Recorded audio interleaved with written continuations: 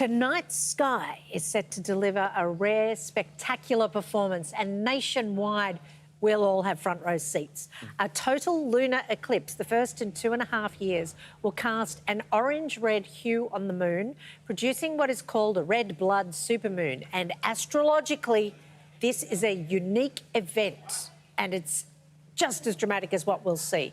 To tell us more is world-renowned astrologer Jessica Adams, who joins us from Hobart. Hello, hello. Hello, how are you? Lovely to see you in person. Lovely to see you too. Now, please tell us this means health and happiness. I don't think we can cope with any more bad news. I know. I would love to say that, actually, but unfortunately, the reality is that we all need to buckle up, okay? It's a little bit of a bumpy ride tonight through to Thursday. On the plus side, everything that doesn't really make sense now that's a bit loop-the-loop will make sense later on in September when we begin to see improvements with transport and travel and tourism and all that kind of stuff. But for now, buckle up. Everybody loves when they hear news about travel. Jessica, when you say it's going to affect travel, does that mean something to do with our borders? They're going to reopen or remain closed? I mean, is this something that politicians will actually look at? Some politicians do follow astrology, I know. Some politicians do use it. This particular supermoon is in the signs of Gemini and Sagittarius, which do rule travel. So the India-Australia arrangement that we heard about in the middle of May will be rescheduled by July 7. And, of course, we know what's going on in Melbourne. But it's also about what's happening in Brisbane too. So all the kind of muddle and mayhem that's happening at the moment, nobody's quite sure what's going on, does have a really good ending, but we just have to get through this little bit. OK. Yeah. Now, many cultures, including some Indigenous Australian communities, see a total lunar eclipse as a bad omen. How does that compare with astrology? Yeah, so Indigenous stargazing is incredible. Indigenous astronomy is something for everybody to follow, and it does fall into line with what we've been saying in the West, only for about 2,000 years.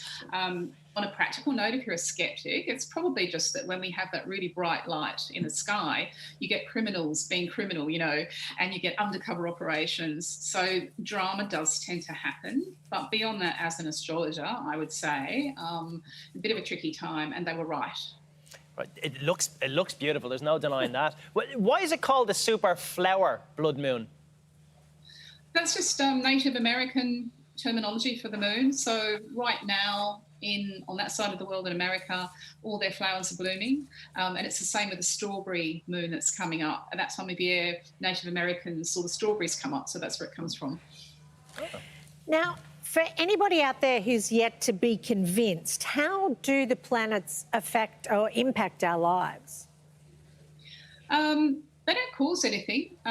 You know, Pluto has no effect on you at all. The midwife, when you're born, has a bigger gravitational pull than Pluto, the planet. So there's no cause.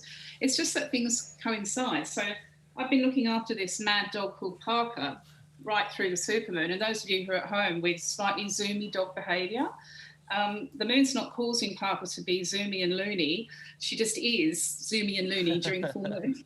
I'm going to put her down now before she takes my hand off. I thought there was that moon messing with me kids at the moment. Look, this is the most important question. Will this lunar event affect specific star signs more than others? How are Leo Cancers looking? And Virgos. OK, Leo, Cancer and Virgo. So for Leo, it is about all your friends and any groups that you're involved with. You might want to give it a day or two because you're not going to quite know what's going on. And if you're a Virgo, it will be very much about your career and your work. There might be a bit of flux going on for 2 or 3 days. Say that word carefully.